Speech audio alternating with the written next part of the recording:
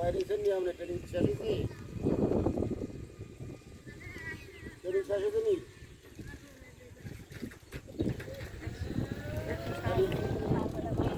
certificate পাইলে যেন আগে দিছে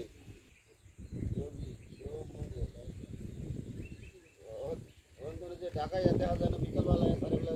আমাদের কেন্দ্রীয় নেতাগুলোকে দেখা করা যায় না আমি যাবি